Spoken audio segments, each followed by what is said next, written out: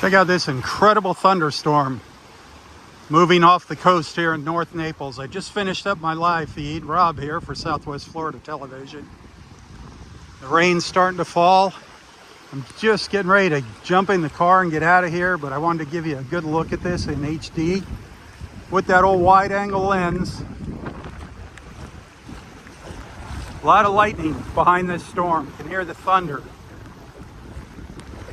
It's a monster. Look at that.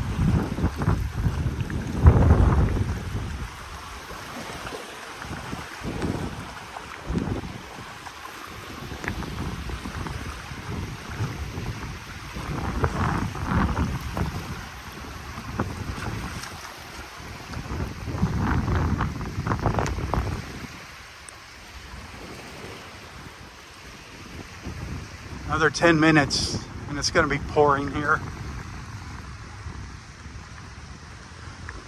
Delnor Wiggins Pass State Park in North Naples.